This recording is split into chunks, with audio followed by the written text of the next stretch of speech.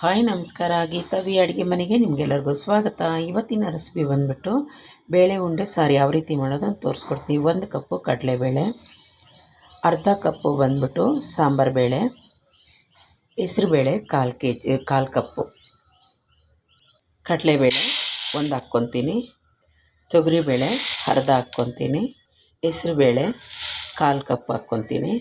ನೀರು ಹಾಕ್ಕೊಳ್ಳೋಣ. ಚೆನ್ನಾಗಿ ತೊಳ್ಕೊಂಡು 3 ಗಂಟೆ ಕಾಲ ನೆನೆಸಿಡೋಣ. ಚೆನ್ನಾಗಿ ತೊಳ್ಕೊಳ್ಳೋಣ. ಈ ಬೇಳೆ 3 ಗಂಟೆ ನೆನೀಲಿ, ಆಮೇಲೆ ಏನು ಮಾಡೋದಂತ ತೋರಿಸ್ತೀನಿ. ನೋಡಿ, ಬೇಳೆ ಚೆನ್ನಾಗೆ ನೆಂದಿದೆ. ಈಗ ರುಬ್ಕೊಳ್ಳೋಣ. ಈಗ ಒಂದು ಮಿಕ್ಸಿ ಜಾರಿಗೆ ಒಂದು ಅರ್ಧ ಕಪ್ಪಷ್ಟು ತೆಂಗಿನಕಾಯಿ, 1 ಸ್ಪೂನಷ್ಟು ಸೋಂಪು ಹಾಕ್ಕೊಂಡು ಇದನ್ನ ಸ್ವಲ್ಪ ನೀರು ಹಾಕಿ ರುಬ್ಕೊಂಬಿಡೋಣ. ನೋಡಿ, ನುಣ್ಣಗೆ ರುಬ್ಕೊಂಡಿದ್ದೀನಿ. ಈಗ ಇನ್ನೊಂದು ಮಿಕ್ಸಿ ಜಾರಿಗೆ ನಾವೇನು ನೆನೆಸಿಟ್ಟಿದ್ದೀವಲ್ಲ ಬೇಳೆ, ಅದು ಪೂರ್ತಿ ಹಾಕ್ಕೊಂಬಿಡೋಣ. ನೋಡಿ, ಮಿಕ್ಸಿಗೆ ಹಾಕ್ಕೊಂಡಿದ್ದೀನಿ. 3 ಬೇಡಿಗೆ ಹಾಕ್ಕೊತೀನಿ, ಒಂದು 5-6 ಎಸಲು ಬೆಳ್ಳುಳ್ಳಿ ಹಾಕ್ಕೊತೀನಿ, 1 ಸ್ಪೂನ್ ಜೀರಿಗೆ ಹಾಕ್ಕೊತೀನಿ. ಈಗ ಇದನ್ನೂ ಅಷ್ಟೇ ತೀರ ನೀರು ಹಾಕ್ಬಾರ್ದು, ಲೈಟಾಗಿ ನೀರು ಹಾಕ್ಕೊಂಡು ಉಂಡೆ ಬರೋ ಗಂಟ, ಅಂದರೆ ಕೈಗೆ ಉಂಡೆ ಬರಬೇಕು, ಆ ರೀತಿಯೊಳಗೆ ಇದನ್ನ ರುಬ್ಕೊಬೇಕು. ಈಗ ಈ ಬೇಳೆಗೆ ಸ್ವಲ್ಪ ಉಪ್ಪು ಹಾಕ್ಕೊಂಬಿಡೋಣ ರುಚಿಗೆ. ನೋಡಿ, ಈ ರೀತಿ ರುಬ್ಕೊಂಡಿದ್ದೀನಿ. ಈಗ ಒಂದು ಪಾತ್ರೆ ಇಟ್ಕೊಂಡು ಅದಕ್ಕೆ ಇದು ನಾವು ರುಬ್ಬಿಟ್ಟಿರೋದೆಲ್ಲ ಹಾಕ್ಕೊಂಬಿಡೋಣ. ಚೆನ್ನಾಗಿ ತೆಕ್ಕೊಂಬಿಡೋಣ. ಒಂದು ಬೇಡಿಗೆ ಮೆಣಸು, ಅದು ನುಣ್ಣಗೆ ಹಾಗೆಲ್ಲ ಆಯಿತು, ತೆಕ್ಕೊಂಡಿದ್ದೀನಿ.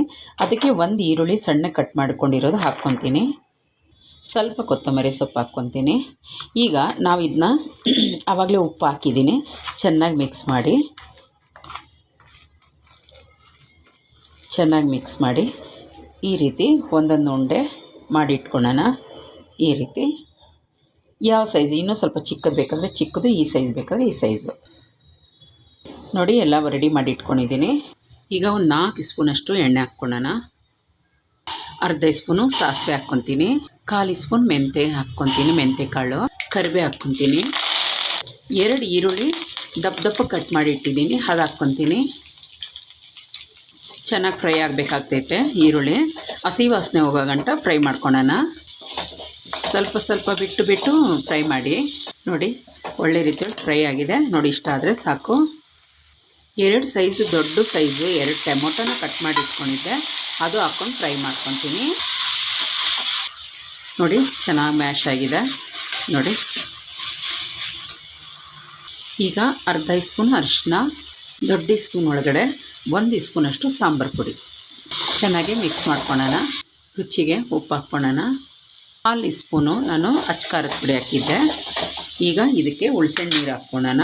1 ನಿಂಬೆ ಸೈಜ್ದು ಹುಳ್ಸೆಹಣ್ಣು ನೀರು ನಾನು ಮಾಡಿ ಇಟ್ಕೊಂಡಿದ್ದೆ, ಅದು ಹಾಕ್ಕೊತೀನಿ. ಚೆನ್ನಾಗಿ ಮಿಕ್ಸ್ ಮಾಡ್ಕೊಳ್ಳೋಣ.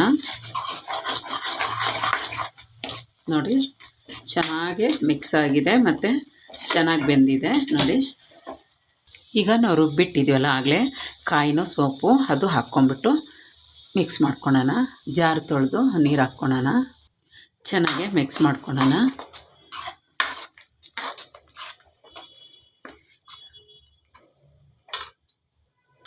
ತಿರ್ಗಾ ಒಂದು ಸತಿ ಚೆನ್ನಾಗಿ ಮಿಕ್ಸ್ ಮಾಡಿಕೊಂಡು ಈಗ ಎಷ್ಟು ಬೇಕು ಅಷ್ಟು ನೋಡಿಕೊಂಡು ನೀರು ಹಾಕ್ಕೊಳ್ಳೋಣ. ಇಲ್ಲ ಅಂದರೂ ನಾನು 2.5 ಚೊಂಬಷ್ಟು ನೀರು ಹಾಕಿದ್ದೀನಿ, ಸಣ್ಣ ಚೊಂಬೊಳಗೆ.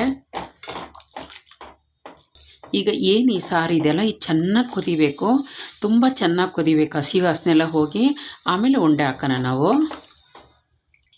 ನೋಡಿ, ಚೆನ್ನಾಗಿ ಕುದಿ ಎಷ್ಟು ಕಡಿಮೆ ಆಗಿದೆ ನೋಡಿ. ಈಗ ನಾವು ಉಂಡೆಗಳ್ನ ಒಂದೊಂದೇ ಹಾಕ್ಕೊಂಬಿಡೋಣ.